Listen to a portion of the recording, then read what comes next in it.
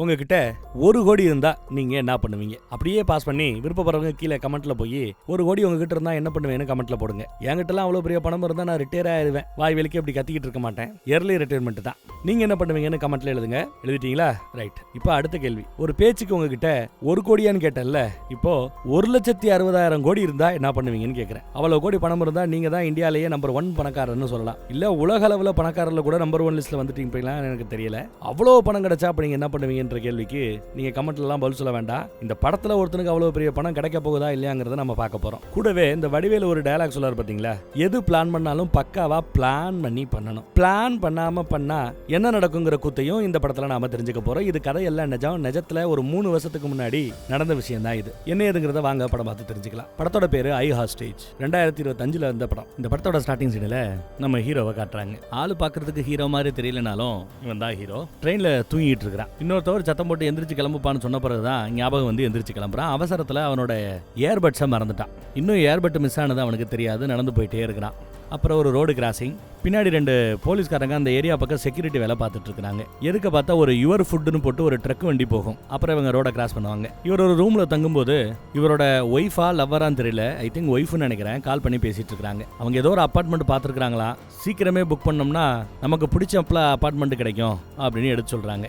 ஆனா இவன் அதே சமயம் தான் ஏர்பட்ஸ் காணுங்கிறது தெரிய வருது. கொஞ்சம் டென்ஷனா இருக்கிறான். இன்னும் சில நாட்கள் நீங்க அங்கதானே தங்க போறீங்க, பேசாம புதுசா ஒரு ஏர்பட்டை வாங்கிக்கங்க, டென்ஷன் ஆகாதீங்கன்னு அந்த பக்கத்துல ஒய்ஃப் சொன்னதும் சரி ஓகே பார்க்கலாம் நான் போய் வாங்கிட்டு வரேன்னு சொல்லிட்டு இவர் கிளம்புறாரு. அப்புறம் பக்கத்துல ஏதாவது ஒரு ஐபோன் கடை இருக்கான்னு பார்த்தா ஒரு ஐபோன் ஷோரூம் கடை இருக்குது. அதுக்குள்ள போறாப்ல. அதே சமயம் அங்க ஒரு பையன் தன்னோட லேப்டாப்பை சர்வீஸ் கொடுத்துருப்பான் போல, அதை வாங்குறதுக்காக வெயிட் பண்ணிட்டு இருக்காரு. அங்க வேலை பார்க்குற ஒருத்தர் வந்து, தம்பி லேப்டாப் எல்லாம் நல்லா தான் இருக்குது, ஆனா சார்ஜர் தான் போயிடுது, பேட்டரி தான் போயிடுச்சு, பேட்டரியை மாத்தினா சரியா போயிடுங்கிறாப்ல. எவ்வளவு நேரம் ஆகும் பேட்டரியை மாத்திரன்னு கேட்டா 10 நிமிஷங்கிறாரு. அதிகபட்சம் 10 நிமிஷம் தான் சொன்னதும் அப்படியா சரி ஓகே போ மாத்தி கொடுங்கன்னு கேட்க சரி ஓகேன்னு இவரும் பேட்டரியை மாத்துறதுக்காக லேப்டாப் எடுத்துட்டு போறாரு. அதே சமயம் இங்க ஒரு அம்மாவும் பொண்ணு வராங்க ஏதோ வாங்குறதுக்காக. இப்போ அதே யுவர் ஃபுட்னு போட்டு ட்ரக் வண்டி இந்த ஐபோன் ஷோரூம் முன்னாடி வந்து நிக்குது. செக்யூரிட்டி வேலை பார்க்குற அந்த 2 போலீஸும் அங்கதான் அப்படியே ஜாலியா சுத்தி பேசிட்டு போய்கிட்டு இருக்காங்க. ஆனா நடக்க போற விபரீதம் அவங்களுக்கு தெரியாது. வண்டிக்குள்ள வந்து ஒருத்தர் இறங்குறாரு. ஒரு தாடிக்காரன் இறங்குறாப்ல. விறுவிறுன்னு அந்த ஐபோன் ஷோரூம்குள்ள போறாரு. அப்பதான் ஒரு அம்மா பில் பண்ணிட்டு போனை வாங்கிட்டு அங்கிருந்து கிளம்பி போகும். என்ன சார் வேணும் அப்படின்னு அங்க வேலை பார்க்குற பொண்ணு விசாரிக்க, அவர் கொண்டு வந்த ஐட்டங்கள் எல்லாத்தையும் ஓரமா வச்சுக்கிட்டு உள்ள இருந்து இதை எடுத்துக்கிட்டு இருக்காரு. சார் என்ன சார் எடுக்கிறீங்கன்னு கேட்கும்போது பார்த்தா துப்பாக்கி எடுத்துட்டு மிரட்டுறாரு. எல்லா பேரும் அப்படியே இங்க படுக்கணும் அப்படின்னு சத்தம் போறாரு. ஆனா அங்க இருக்கிற ஒரு பய அதை கேட்கல. நம்ம ஹீரோ அப்படியே குனிஞ்சுக்கிறான். அங்க இருக்கிறவங்க எல்லாம் பதறி அடிச்சுக்கிட்டு தெரிச்சு ஓடுறாங்க. சில பேர் வெளியில, சில பேர் மாடியில, சில பேர் லிப்டுக்காக காத்துட்டு இருக்காங்க. அம்மா பொண்ணு லிப்டுக்காக தான் காத்துட்டு இருக்காங்க. நிறைய இந்த மாதிரி ஆட்கள் ஐபோன் ஷோரூம்ல இருந்து வெளியில ஓடியாரத பார்த்துட்டு இந்த 2 போலீஸும் அந்த பக்கத்துக்கு போறாங்க. அங்க இருந்து 100க்கு போனை போட்டு ஐபோன் ஷோரூம்ல இருந்து நிறைய மக்கள் வெளியில ஓடியாந்துட்டு இருக்காங்க.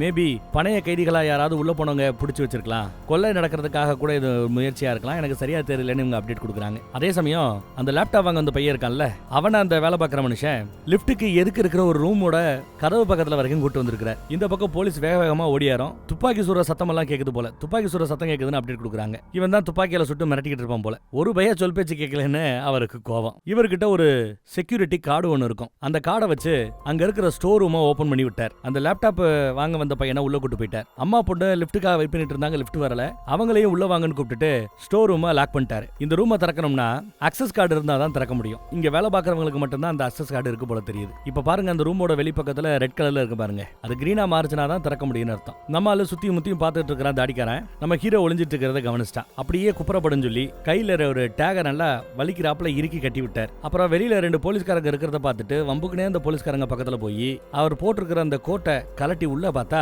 உடம்பு முழுக்க பாம சுத்தி வச்சிருக்கான். அந்த பாமோட லிவரை தான் கையிலேயே பிடிச்சி வச்சிருக்கான். விட்டானா வெடிச்சிரும் போல அதை காமிச்சு மிரட்டுறான். எனக்கு உடனே நெகோசியேட்டர் வேணும் அப்படின்னு சத்தம் போடுறான். இவங்க எல்லாம் மேல இடத்துல அப்டேட் கொடுத்துட்டு இருக்காங்க. கண்ட்ரோல் ரூமுக்கு அப்டேட் வந்ததும் அவங்க அங்க இருந்து மித்த எல்லாருக்கும் அப்டேட் கொடுக்குறாங்க இந்த மாதிரி பிரச்சனைன்ட்டு. அதுலயும் பாருங்க ஒருத்தர் இந்த கமாண்டர் வேலை பார்க்கறவர் போல தெரியுது. குடும்பத்தோட அன்னைக்கு தான் ட்ரிப்புக்கு போலாமேன்னு லீவ் வாங்கிட்டு கிளம்பி போயிட்டு இருக்காரு. போனவருக்கு இப்ப கால். உடனே அவர் வண்டியை திருப்பிட்டு பிள்ளைகள் எல்லாம் குட் பை சொல்லிட்டு தன்னோட கமாண்டர் படையோட அங்க கிளம்பி போறாரு. நிறைய கமாண்டர்ஸ் வந்து இறங்கிட்டு இருக்காங்க. ஃபர்ஸ்ட் ரெஸ்பான்ஸுக்காக நிறைய போலீஸ்காரங்க அங்க வெளியில இருப்பாங்கல்ல, எல்லா பேருமே அந்த இடத்துக்கு வந்து சேர்றாங்க. அப்புறம் இன்னொருத்தவருக்கு செஸ் விளையாண்டுட்டு இருப்பாப்ல, அவருக்கு கால் வருது இந்த மாதிரி பிரச்சனைன்னு. உடனே அவர் கிளம்பணும்னு கிளம்புறாரு. ஆனா போகும்போது கேம்ல ஜெயிச்சுட்டு தான் போறாரு. அப்புறம் உள்ள வந்தவன் துப்பாக்கியை காட்டி பணைய கைதியை காட்டி நம்ம ஹீரோவை காட்டி மிரட்டி, ஏதாவது தப்பா முயற்சி பண்ணீங்கன்னா கொன்னு போட்டுருவேன், வெடிக்க வச்சிருவேன், மொத்த பில்டிங் நாசமாயிடும் சொல்லி மிரட்டிக்கிட்டு இருக்கான்.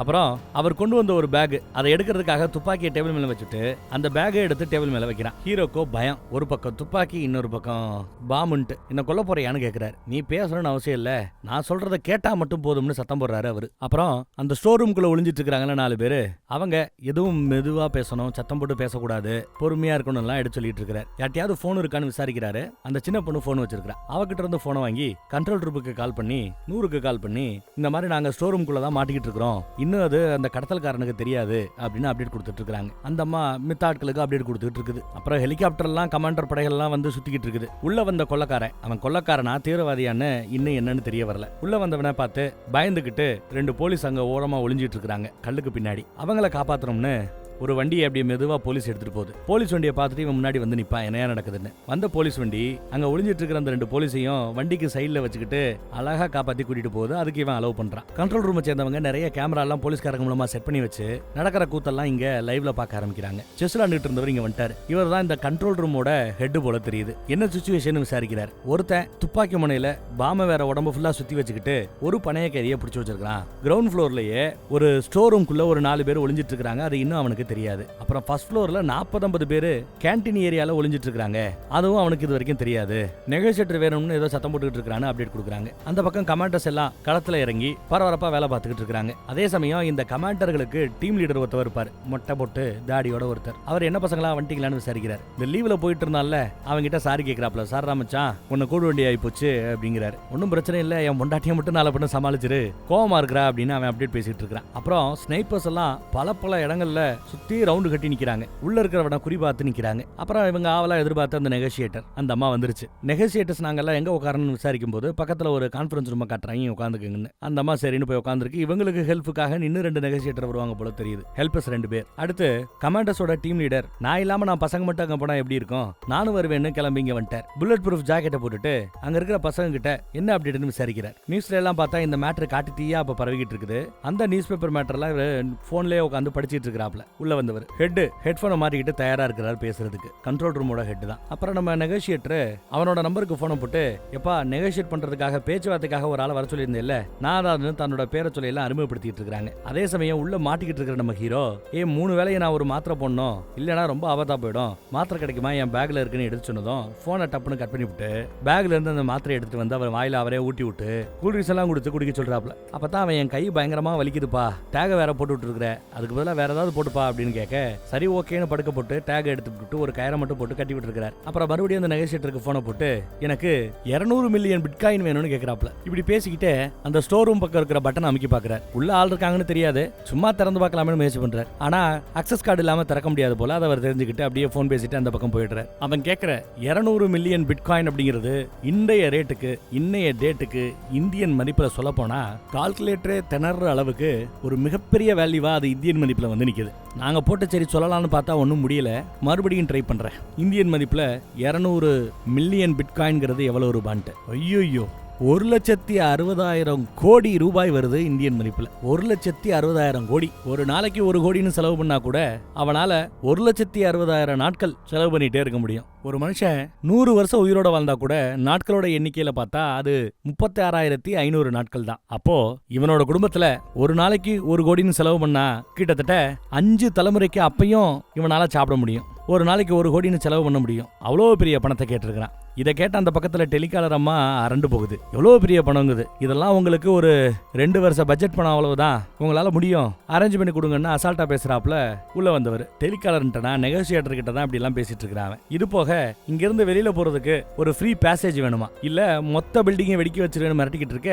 அந்த ஸ்டோர் ரூம்குள்ள இருந்தவங்க இதெல்லாம் கேட்டுட்டு டென்ஷன் ஆகிறாங்க. வெளியில பார்த்தா காலை கட் பண்ணிட்டு நம்ம ஹீரோவோட சேர்ந்து ஒரு செல்ஃபி எடுத்து அதை நியூஸ் சேனல் சோசியல் மீடியா எல்லாம் போட்டுக்கிட்டு இருக்கிறான் கடத்த வந்தவன் உள்ள வந்தவன். அப்படி அவன் எடுத்த அந்த க்ளோஸ் அப் போட்டோல அவன் சட்டையில இருக்கிற அந்த பாம் சம்பந்தப்பட்ட போட்டோஸ் எல்லாம் நல்லா அழகா க்ளோஸ் அப்ல கிடைச்சிருக்கும். அதை பார்த்த நம்ம டீம் லீடரு கூடவே வேலை பார்க்குற ஒரு பாம் ஸ்பெஷலிஸ்ட்டை கூப்பிட்டு, எப்பா இது ஒரிஜினல் பாமா டூப்ளிகேட் பாமா அப்படின்னு விசாரிக்கிறார். பாக்குறதுக்கு டூப்ளிகேட் மாதிரி தான் தெரியுது, ஆனாலும் கன்ஃபார்மா சொல்ல முடியாது, இன்னும் பக்கத்துல போய் பார்த்தா தான் தெரியுங்கிறார். அது மட்டும் இல்லாம அவங்கிட்ட ஒரு பேக் இருக்குது. அந்த பேக்குக்குள்ள பாமை வச்சுட்டு கையில அதோட லிவரை கூட வச்சுட்டு இருந்திருக்கலாம். வெடிச்சுச்சுன்னா மொத்தமா அப்பயும் காலியாகத்தான் செய்யும், ரிஸ்க் எடுக்க முடியாதுங்கிறாப்ல. இதை பத்தி கூட வேலை பார்க்குற சக ஆட்களுக்கு கமாண்டர்ஸ்க்கு அப்டேட்டை கொடுத்துட்டு இருக்கான். உள்ள பார்த்தா நீ மட்டும் கொஞ்சம் சீக்கிரமே எனக்கு லேப்டாப்பை சர்வீஸ் பண்ணி கொடுத்துருந்தா நான் இந்நேரம் அந்த பிரச்சனையில மாட்டிருக்கவே மாட்டேன் அப்படின்னு இவங்களை காப்பாத்தி இந்த ரூமுக்குள்ள கூட்டு வந்து அந்த வேலையால பார்த்தே திட்டிக்கிட்டு இருக்கிறான் ஒருத்தன். கூட இருக்கிற அந்த பொண்ணு தான் நீ பேசுறது நியாயமே இல்லை தெரியுமான்னு நியாயத்தை எடுத்து சொல்றேன்.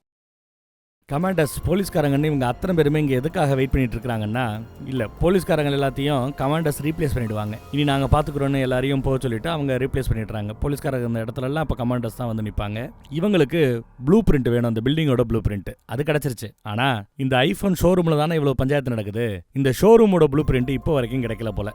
ஐஃபோன் முதலாளிக்கு கூட காலை போடுங்க, எனக்கு இந்த ஷோரூமோட ப்ளூ பிரிண்ட் கிடைச்சாகணும்னு கண்ட்ரோல் ரூமோட ஹெட் எடுத்து சொல்லிட்டு இருக்கிறார். அதே சமயம் இங்க ஐஃபோன் ஷோரூமுக்கு எதுக்க ஒரு கார் நிக்குது. காருக்குள்ள ஒரு போலீஸ்காரர் அங்க இருந்து போனை போட்டு அந்த 4 பேர் ரூமுக்குள்ள மாட்டிக்கிட்டு இருக்காங்கல்ல அவங்களுக்கு கால் பண்ணி, உங்களோட பாயிண்ட் ஆஃப் கான்டாக்ட் நான் தான், எதுக்கு தான் ஒரு கார்ல போட்டு நான் உட்காந்துட்டு இருக்கிறேன், எதுவா இருந்தாலும் எனக்கு கால் பண்ணுங்க, உங்களை சேஃபா அந்த ரூமுக்குள்ள இருந்து வெளியில கொண்டு வரது என் பொறுப்புங்கிறாப்ல பேசிட்டு இருக்கிறார். இப்போ வரைக்கும் நாங்க ஒளிஞ்சிட்டு இருக்கிறது அவனுக்கு தெரியாதான்னு அங்க வேலை பார்க்கறவர் கேட்க, ஆமாங்க தெரியாது, அந்த ரூமுக்குள்ள இருந்து ஏதோ பாட்டு மியூசிக் ஓடிக்கிட்டே இருக்குது போல, அதனால இப்போ வரைக்கும் நீங்க பேசுறது வெளியில கேட்கல, நீங்க சேஃபா இருக்கிறீங்கன்னு எடுத்து சொல்றாரு. ஐயோ இவர் பதறாப்ல. ஏன்னு கேட்க, 9 மணிக்கு ஒவ்வொரு நாள் ராத்திரியும் 9 மணிக்கு அந்த மியூசிக் ஆஃப் ஆயிடுமா. அதே சமயம் 9 மணிக்கு மேல ஸ்டோர் ரூம்குள்ள யாராவது இருந்தா அலாரம் அடிக்க ஆரம்பிச்சிருமா. நாங்க மாட்டி பொண்ணு வருத்தப்படுறாரு. இதை உள்ள இருந்து உங்களால ஸ்டாப் பண்ண முடியாதா, கண்ட்ரோல் பண்ண முடியாதான்னு கேட்டா முடியாது, எல்லா கண்ட்ரோலும் அமெரிக்கால இருக்குது, அமெரிக்கால இருக்கிற ஐபோன் ஹெட் ஆபீஸ்ல இருந்து தான் கண்ட்ரோல் பண்ணுவாங்கன்னு எடுத்து சொல்றாப்ல. சரி ஓகே, என்ன பண்ண முடியும், நான் செக் பண்றேன், அதுவரை நீங்க போனை சைலண்ட் மோட்ல போட்டு பேட்டரி சேவர் மோடையும் ஆன் பண்ணிக்கங்க,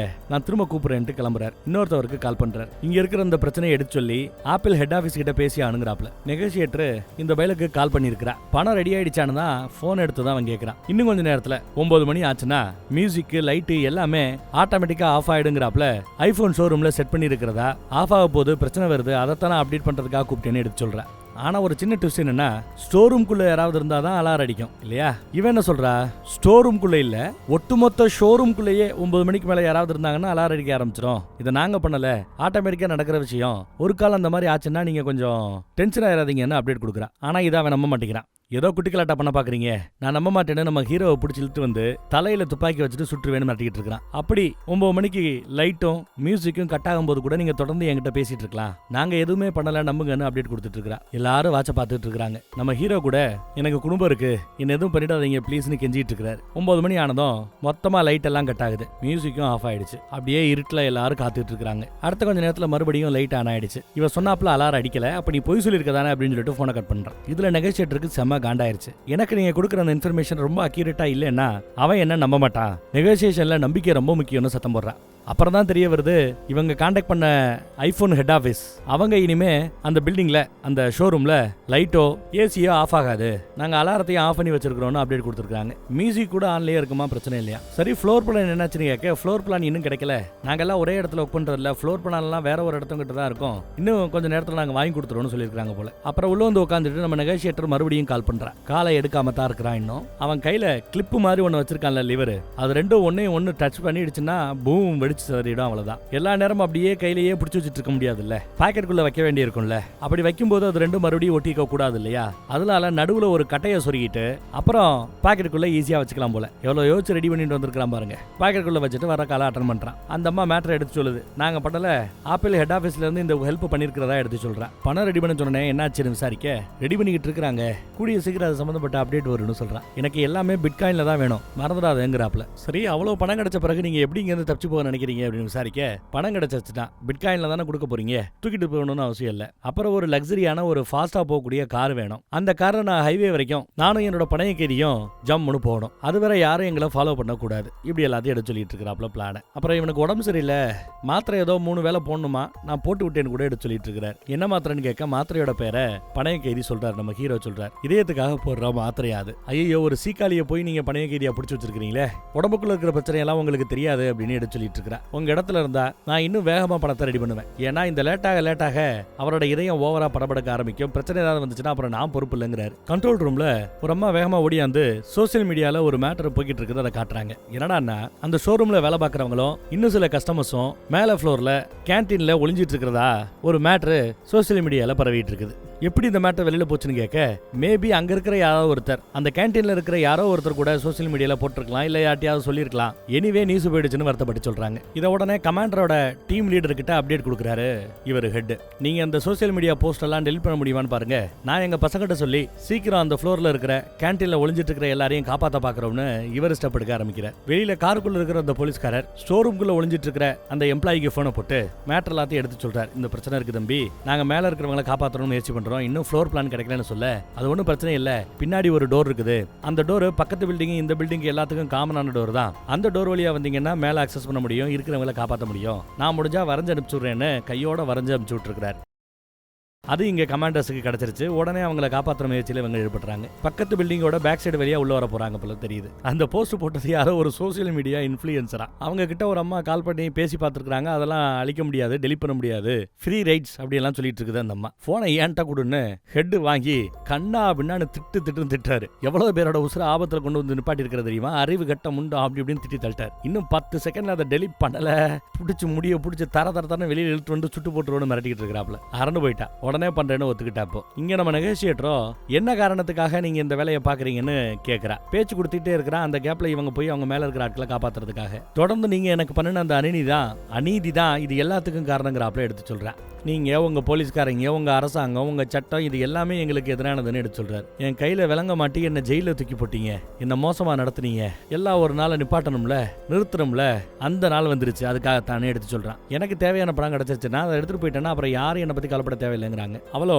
உங்களை எப்படியாவது சேஃபா இந்த இடத்த விட்டு வெளியில கொண்டு வரதா நெகோசியேட்டரா என்னோட கடமைன்னு எடுத்து சொல்லிட்டு இருக்கிறேன். அதுல இம்ப்ரெஷன் அந்த மனுஷன் தன்னோட உண்மையான பேரு அமர் போல, உமார் இந்த பேரை சொல்லி நீ என்ன கூப்பிடலாம் அப்படின்னு பர்மிஷன் கொடுக்குறாரு. சோ அவரோட உண்மையான பேரு அம்மார் அப்படிங்கிறது தெரிஞ்சு போச்சு. நோட்டீஸ் போல பெருசா எழுதிட்டாங்க. தேங்க்யூ அம்மார், அவங்களுக்காக தான் வேலை பார்த்துட்டு இருக்கிறேன்னு எடுத்து சொல்றேன். உங்ககிட்ட பணைய கைதியா இருக்கிறாருல்ல, அவருக்காக தான் நான் வேலை பார்க்கறேன். உங்க 2 பேரோட உசுருக்கு ஆபத்து இல்லாம நல்லபடியா கொண்டு வந்துட்டேன்னா அதுதான் என்னோட டியூட்டி, அதுக்கு தான் எனக்கு சம்பளம் கொடுத்தீங்க உட்கார வச்சிருக்காங்கன்னு எடுத்து சொல்லிட்டு இருக்கிறேன். இப்படி ஏன் விடாம பேச்சு கொடுத்துக்கிட்டு இருக்கிற அப்படின்னா, அந்த பக்கம் பக்கத்து பில்டிங்ல இருக்கிற அந்த பேக் டோரை உடைச்சு இவங்க உள்ள வரும்போது அந்த சத்தம் அவனுக்கு கேட்டக்கூடாதுங்கிறதுக்காக தான் இவ்வளவு வேலையும். அப்புறம் இவங்க நம்ம பையன் வரைஞ்சு கொடுத்தான்ல, அதன்படி கரெக்டான இடத்துக்கு போய் கதவை திறக்க உள்ள 40க்கும் மேற்பட்ட பணைய கைதிகள் இருந்திருப்பாங்க. அது எதுவுமே இவனுக்கு தெரிஞ்சிருக்காது. அவங்க எல்லாம் சத்தம் இல்லாம அப்படியே அவங்களோட வெளியில கிளம்ப ஆரம்பிக்கிறாங்க. அதே சமயம் ஏதோ சத்தம் இருக்குதுன்னு சொல்லிட்டு இவன் 2 படிக்கட்டு மேலே ஏறுவான். அப்புறம் தொடர்ந்து இந்த பொண்ணுகிட்ட மும்முரமா பேசிட்டு இருந்ததுல அதெல்லாம் பெருசா கேர் பண்ணிக்கல, விட்டுட்டான். ஒரு 40க்கும் மேற்பட்டவர் நல்லபடியா காப்பாத்தி வெளியில கூட்டிட்டு வந்துட்டாங்க. இது ஒரு மிகப்பெரிய வெற்றின்னு இவங்களுக்கு சொல்லலாம். அடுத்து இந்த அப்டேட்டை உள்ள மாட்டிட்டு இருக்கிறாருல நம்ம எம்ப்ளாயி, அவருக்கு போன போட்டு உன் உதவியால அந்த 40 பேரையும் காப்பாத்திட்டோம், தேங்க்ஸ் பான்னு அப்டேட் கொடுக்குறாங்க. நம்ம ஹீரோட ஒய்ஃப் இதுக்கு நடுவில் கால் பண்ணுவாங்க. காலை இவன் போனை எடுத்துட்டு வந்து கொடுக்கறதுக்குள்ள காலு கட் ஆயிடுது. அப்புறம் வள கொலன்னு அவன் குடும்பத்தை பத்தி நிறைய பேசிட்டு இருப்பாங்க. இதுல திடீர்னு பார்த்தா அடுத்த பஞ்சாயத்து ஸ்டோர் ரூம்குள்ள ஒரு அம்மா இருக்காங்கல்ல, அவங்களுக்கு திடீர்னு நெஞ்சு வலிக்க ஆரம்பிச்சிருச்சு போல, பதட்டமா இருக்காங்க. அதை பார்த்து பதறி போய் எம்ப்ளாயி போலீஸுக்கு போனை போட்டு என்னப்பா நெஞ்சு வலிக்குதுங்கிறாங்க, என்னப்பா பண்றதுன்னு அப்படியே பண்ணாம ஒரு மாதிரியாக உடனே கார்ல உட்காந்துட்டு இருக்கிற அந்த போலீஸ் உடனே எனக்கு டாக்டர் வேணும்னு கூப்பிட டாக்டர் அங்க ரெடியா இருப்பாங்க. டாக்டர் வந்து கூட உட்காராங்க. சிம்டம்ஸ் என்ன, அறிகுறி என்ன, ரொம்ப வலிக்குதா, இப்படி எல்லாம் விசாரிச்சுட்டு இருக்க. அவங்க வலி ஒன்றும் ரொம்ப பெருசா இல்ல, ஸ்டாட்டிக்கா ஒரே மாதிரி தான் வலி இருக்கு, வலி கூடலன்னு அவங்க எடுத்து சொல்றாங்க.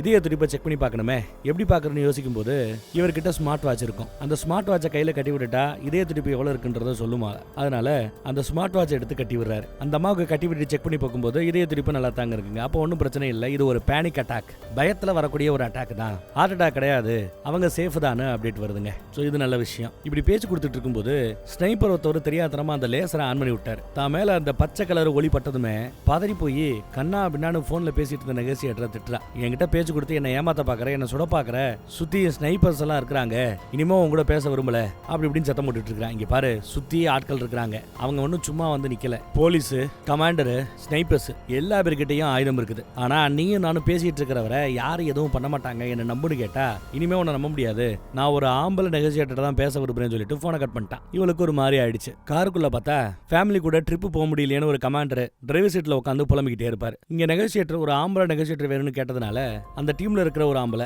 நீங்க கேட்ட நெகோசியேட்டர் நான் தான் அப்படின்னு இவர் பேச ஆரம்பிக்க, சொல்லுப்பா நீ ஆம்பளையான்னு கேட்டு நக்கல் பண்றான். அவன் லைட்டா அவரும் பேச்சு கொடுத்து இவன் எதுக்காக அதெல்லாம் பண்றான், அவனோட மோட்டிவ் என்னன்னு கண்டுபிடிக்க முயற்சி பண்ணும்போது அவனுக்கு காண்டாயிட்டான். காண்டாயி என்ன வெறுப்பேத்துறீங்களா என்ன, நான் இப்பவே நான் யாருன்னு காட்டுறேன்னு, இப்பயே நான் பாம வெடிக்க வைக்க போறேன்னு சொல்லிட்டு 10, 9, 8, 7 என்ன ஆரம்பிச்சிட்டான். பைத்தியக்காரன் அமுக்குனாலும் அமுக்கிடுவான்னு கூட இருக்கிற அந்த நெகோசியேட்டர் அம்மா தான், ஏன் அவன் கார் கேட்டால, என்ன கார் வேணும், என்ன மாடல் வேணும்னு ட்ராப்ல லைட்டா கேட்கறேன்னு சொல்றதும் இவர் உடனே கேட்கிறாரு என்னப்பா மாடல் வேணும்ட்டு. உடனே அவன் ஒரு மாடலை சொல்ல, அந்த மாடல்ல லேட்டஸ்ட் வெர்ஷன் இருக்கு, அரேஞ்ச் பண்ணிடலாம், என்ன கலர்ல வேணும் அப்படி இப்படின்னு கேட்டு லைட்டா டைவர்ட் பண்ணிட்டாங்க. அதுல கவுண்ட் ஒன்று மறந்துவிட்டான். இல்ல அவனுக்கு வெடிக்க வைக்கணுங்கிற என்ன அந்த செகண்ட்ல இல்லைன்னு நினைக்கிறேன். ஏதோ ஒரு லக்ஸரியான கார் ஒன்று கேட்கறாங்க. இந்த மாடல் கார் தான் வேணும்னு கேட்டதும் அந்த மாடலை கேட்டு நெகோசியேட்டர் கூட உட்காந்துட்டு இருக்கிற ஆம்பளை நெகோசியேட்டர் ஹெட் இந்த பக்கம் நம்ம பணைய கைதி உட்பட எல்லாருக்குமே ஷாக். ஏன்னா நல்ல வேகமா போகக்கூடிய ஒரு ரேஸ் கார் வேணும்னு கேட்டா கூட பரவாயில்ல, பணம் வந்த பிறகு தப்பிச்சு போறதுக்கு கேட்கறான் வைக்கிறான்னு சொல்லலாம். ஆனா அவர் கேட்ட கார் என்ன தெரியுமா? இந்த வெளிநாட்டில் எல்லாம் மிகப்பெரிய கோடீஸ்வரங்க இல்லை இந்த WWFல விளாட்றவங்க எல்லாம் பார்த்தீங்கன்னா நல்ல நீளமாக இருக்கிற ஒரு கார் வச்சிருப்பாங்க பார்த்தீங்களா, 30 அடிக்கு கார் நீளமாக இருக்கும். அந்த மாதிரி ஒரு காரை கேட்டிருக்கிறான். என்னடா பைத்தியமாடா நீ, ஏன்னா இந்த மாதிரி கார் கேட்டிருக்கேன், உனக்குலாம் அறிவு இருக்காடா, எப்படி அந்த காரில் தப்பிப்பேங்கிற ரேஞ்சுக்கு கண்ணாபின்னு திட்டுறாரு பணைய கைதியை. எதுக்கு இவ்வளவு கோவப்படுறாரு, எதுக்கு இவ்வளவு ஷார்ட் டெம்பர் ஆயிட்டாருன்னா, இவ்வளோ கேட்குற நாயை குடிக்கிறதுக்கு தண்ணி இல்லைல்ல, தண்ணி கேட்டையா அப்படின்னு சத்தம் போடுறாரு. அப்புறம் தான் அவருக்கு உரைக்குது, ஆமல்ல தண்ணி இல்லாமல் ரொம்ப நேரமாக நம்ம இருக்கிறோமேன்ட்டு. உடனே ஃபோனை போட்டு எனக்கு தண்ணி வேணும்னு கேட்குறாரு. வாட்டர் கேன்ல நாங்க கொடுத்து விடுறோங்கிறாங்க போலீஸ்காரங்க. இன்னொரு வார்த்தை என்ன பத்தி ஏதாவது முட்டாகிட்டான்னு திட்டின சுட்டுப்படி ராஸ்கல்னு மிரட்டுறாங்க. அப்புறம் சரி தண்ணி எப்படா கொடுக்க போறாங்கன்னு பார்த்தா ஒரு ரோபோல ஒரு 4-5 வாட்டர் கேனை கட்டி தண்ணியை கொடுத்துட்டு இருக்காங்க. ரோபோவும் கொண்டு வந்து அங்க வச்சுட்டு போயிடுச்சு. அந்த தண்ணியை எடுக்கிறதுக்காக நம்ம ஹீரோவையும் கூட்டிக்கிட்டு பின்னாடியே அவனும் சேர்ந்து வரான். கண்ணாடியை திறந்து தண்ணி எடுக்கிற வேலையை நம்ம ஹீரோ கிட்ட ஒப்படைச்சிட்டாரு. அவர் ஹீரோவோட பின்னங்கை கட்டப்பட்டிருக்கிறதுனால அவர் என்னதான் அதை எடுக்க முயற்சி பண்ணாலும் முடிய மாட்டேங்குது. அதே சமயம் காருக்குள்ள உட்காந்துட்டு இருக்கிற அந்த போலீஸ்காரர் ஸ்டோர் ரூம்குள்ள இருக்கிற எல்லா பேரையும் எதுக்கு நீங்க சேஃபா குனிஞ்சுக்குங்க, நாளை பின்ன யாராவது வந்து நாங்க போலீஸ் கரவத்தரங்கன்னு சொன்னா கூட நம்ப கூடாது, ஐ ஹாஸ்டேஜ்னு ஒரு கோடு வேர்டை சொல்றாரு. இந்த வார்த்தையை சொன்னாதான் அவங்க ஒரிஜினல் போலீஸ்காரங்கன்னு அர்த்தம். அப்பதான் நீங்க கரவத்தரக்கணும்னு ஒரு கோடு வேர்டு கொடுக்குறாரு, ஐ ஹாஸ்டேஜ். இதைத்தான் இந்த படத்தோட பேராவே வச்சிருக்காங்க. இப்ப எல்லாரும் குனிஞ்சுக்குங்க அப்படின்னு சொல்லிட்டாரு. எல்லாரும் குனிஞ்சுக்கிட்டாங்க. ஏன்னா ஏதாவது ஒரு முன்ன பின்ன தப்பு தப்பு நடந்து போச்சுன்னா அதுக்காக. இவன் தண்ணி எடுக்க முயற்சி பண்றான், எடுக்க முடியல, என்னால முடியலன்னு சொன்னதும் அடச்சேன்னு சொல்லிட்டு உள்ள இருக்கிறவரு அவர் கையில இருக்கிற துப்பாக்கியை தரையில வைக்கிறார். இன்னொரு கையில லிவரும் இல்ல, பாக்கெட்டுக்குள்ள இருக்குது. ஏன்னா இப்ப தண்ணியை தூக்கணும் அவர். சரி தண்ணியை தூக்குவேன்னு தூக்க முயற்சி பண்ணும்போது துப்பாக்கி இல்ல, கையில பாம் இல்ல, இதாண்டா தப்பிக்கிறதுக்கான சமயம்னு அப்படியே அங்க இருந்து தெரிச்சு ஓடியாராரு நம்ம ஹீரோ. ஹீரோ இப்படி திருதுப்புன்னு ஓடியாந்ததும் தாங்கிட்ட இருந்த ஒரே ஒரு பணைய கைதியும் ஓடுறானேன்னு முன்ன பின்ன யோசிக்காம பின்னாடியே அந்த மனுஷன் விரட்டிக்கிட்டே வராரு. அதே சமயம் காருக்குள்ள உட்காந்துக்கிட்டு இருந்த அந்த ட்ரிப்புக்கு போகாம ஒரு கமாண்டர் இருக்கிறாருல, அவர் இந்த சிச்சுவேஷனை பார்த்ததும் எல்லாருக்குமே ஷாக்கா இருக்குல்ல, என்ன பண்ணணும் ஏது பண்ணணும்னு புரியாம அவர் விருட்டுன்னு வண்டி எடுத்துட்டு வந்து ஒரே ஏத்து விண்ஷீல்ட மோதினவர் அப்படியே அந்த பக்கத்துல 10 அடி தள்ளி போய் விழுகிறார். எல்லா பேரோட துப்பாக்கி இப்போ அவர் மேலதான் இருக்குது. ஆனா அவர் மேல பாம்பு இருக்கிறதுனால சுடுவோமா வேணாமான்னு டவுட். அவரோட கை லைட்டா மேல போகும், அடுத்து அப்படியே பொத்துன்னு கை கீழே விழுந்துடும். ஆள் அவுட்டா என்னன்னு தெரியல, மயங்கி போயிட்டானா என்னன்னு தெரியல. மோஸ்ட்லி இறந்துட்டான்னு அங்க இருக்கிற ஆட்கள் எல்லாம் முடிவு பண்ணிட்டாங்க. பக்கத்துல போகல, பாம்பு ஸ்குவாட் தான் வரணும்ன்றதுக்காக காத்துக்கிட்டு இருக்காங்க. நம்ம ஹீரோவோட கையை அவுத்து விட்டு காப்பாத்தியாச்சு. என்னப்பா சேஃபான பக்கத்துல தொட்டு பேசினா கூட அவர் பயப்படுறாரு, அவ்வளவு பயத்துல இருக்கிறார். ஒண்ணு இல்ல நீங்க சேஃப் ஆயிட்டீங்கன்னா ஆறுதல் சொல்லிட்டு இருக்காங்க. எல்லாருமே அன்னைக்கு ராத்திரி முழுக்க அங்க காத்துட்டு இருக்காங்க. கொஞ்ச நேரத்துல அந்த பாம்பு ஸ்குவாட் அவர் வந்துடுறாரு. பாம் எல்லாம் டிஃப்யூஸ் பண்ணிட்டாங்க போல தெரியுது. அப்புறம் உள்ள ஏதோ போலீஸ்காரங்க வர சவுண்ட் கேட்கும். அப்புறம் நாங்க போலீஸ் தான், கதவை திறங்க, code word is I hostage அப்படின்னு சொன்ன பிறகுதான் உள்ள ஒளிஞ்சிட்டு இருக்கிறவங்க பயத்தோட கதவை திறக்கிறாங்க. பார்த்தா இவங்க 4 பேருமே பணைய கைதிகள் தான் இல்ல. சோ ரொம்ப சேஃபா போலீஸ் பாதுகாப்போட அவங்க வெளியில வராங்க. ஒரு வழியா எல்லாம் நல்லபடியா முடிஞ்சிருச்சு. நாளைக்கு காலையில நடந்த விஷயத்தை பத்தி அப்டேட் கொடுக்கணுங்கிறதுக்காக விசாரணை குழு கிட்ட நம்ம முன்னாடி போய் நிக்கணும். வாய்ப்பு இருந்தா இன்னைக்கு நல்லா தூங்கி எந்திரியுமான்னு நெகோசியேட்டர் கிட்ட அவர் எடுத்து சொல்றாரு ஹெட். நீ தொடர்ந்து அவங்க கூட பேச்சு கொடுத்து அவனை டைவர்ட் பண்ணதுனால தான் 40க்கும் மேற்பட்டவங்களை காப்பாற்ற முடிஞ்சது, அதுக்கு தேங்க்ஸ் சொல்றாரு. இந்த பக்கத்துல நம்ம கமாண்டரோட டீம் லீடர் காரை வட்டி ஏத்துனார்ல, அந்த பேல பார்த்து விசாரணை அதுன்னு கூப்பிடுவாங்க பாத்துக்கலாம், ஆனா நீ பண்ணது பெரிய விஷயம் தானே பாராட்டவும் செய்யற. அப்புறம் அடுத்த நாள் அவங்க எல்லா வேலையும் பார்க்க போயிட்டாங்க. ஹெட் இருக்கார்ல, அவர் சம்பவம் நடந்த இடத்துக்கு வந்து அடுத்த நாள் காலையில பாக்குறாரு எவ்வளவு கூத்தாய் போச்சுன்ட்டு. நம்ம ஹீரோ அவர் தங்கின அந்த லாட்ஜுக்கே போய் இன்னைக்கு தங்குறாரு. பார்த்தா கையில அந்த ஏற்பாடு வச்சிருக்காருங்க, புதுசா ஏற்பாடு வாங்கிட்டாப்ல போல. வெளியில போறதுக்குள்ள இவ்வளவு கூத்தாய் போச்சு. சரி பாட்டை கேட்டுட்டு படுப்புமேனு படுத்தா அழுகையா வருது அவருக்கு. இங்கதான் அவர் மனக்குமுறல் எல்லாத்தையும் கொட்டி தெளிக்கிட்டு இருக்கிறார். அந்த பக்கம் கார்ல ஏத்தி அவனை கொன்னார்ல அந்த கமாண்டரை ட்ரிப்புக்காக அவரோட வீட்டுல கொண்டு போய் இறக்கி விடுறாங்க. பொண்டாட்டி பள்ளியில பாக்குறதுக்காக ஆர்வமா அவர் போறார். எல்லாமே பாசிட்டிவா முடிஞ்சாப்லதான் தெரியுது. இந்த கூத்தெல்லாம் கதையல்ல, நிஜம்ங்கிறது கூடுதல் தகவல். ஒன்னும் இல்ல, ஒரு 3 வருஷத்துக்கு முன்னாடி 2022 தான் இந்த கூத்தெல்லாம் நடந்திருக்குது. அப்புறம் அந்த பணைய கைதியா புடிச்சு வச்சுட்டு இருந்தால அவனுக்கு என்னாச்சுப்பா அப்படின்னு கேக்குறீங்களா? ஆம்புலன்ஸ்ல பாம் எல்லாம் டிஃப்யூஸ் பண்ண பிறகு ஹாஸ்பிட்டல்ல ஏத்துட்டு போயிருக்காங்க. அப்ப ஏதோ மயக்கத்துல இருந்திருக்காரு. ஆனா அடுத்த நாள் காலையில சிகிச்சை பலன் இல்லாம அவர் இறந்து போயிட்டாராம். All out. இந்த விஷயத்துல ஓரளவு மன தைரியத்தோட இருந்து ஸ்மார்ட்டா செயல்பட்ட நம்ம ஹீரோவுக்கும் ஸ்டோர் ரூம்குள்ளேயே ஒளிஞ்சிட்டு இருந்தாங்கல்ல 4 பேரு, அவங்களுக்கும் தைரியத்துக்கான அவார்டு கொடுத்து அந்த ஊர் கவர்மெண்ட் கவர்மெண்ட் பாராட்டி இருக்குது. அப்புறம் அந்த காரை வெட்டி ஏத்துனார்ல, அவர் மேல விசாரணை குழுவெல்லாம் நடத்திருக்கானுங்க, விசாரணை பண்ணிருக்காங்க. ஆனா அவர் பண்ணது சட்டத்துக்கு உட்பட்டு தான் பண்ணிருக்காரு, அவர் மேல எந்த தப்பும் இல்லைன்னு அந்த கேஸ் க்ளோஸ் ஆயிருக்கு. அதுவும் நல்ல செய்தி. ஒரு வழியா எல்லாம் பாசிட்டிவா முடிஞ்சு படமும் இந்த இடத்துல முடிஞ்சிருச்சு. இது நிஜத்துல நடந்த கதைங்கிறதுனால அதை அப்படியே எடுத்திருக்கிறதுனால பெருசா ட்விஸ்ட் டர்ன் இதெல்லாம் இருக்காது. ஒரு யதார்த்தமான மலையாள படம் கதை மாதிரி தான் இருக்கும். ஆனா பணைய கைதி ஹாஸ்டேஜ் அப்படிங்கிற ஒரு சிச்சுவேஷன் வரும்போது முடிஞ்சளவு அமைதியா அந்த சூழலை கையாண்டா உயிர் போறதை தவிர்க்கலாம் அப்படிங்கறது மெசேஜ் தெரிஞ்சுக்கிட்டோம். வேற ஒரு நல்ல கதையில மறுபடியும் சந்திப்போம். தேங்க்யூ.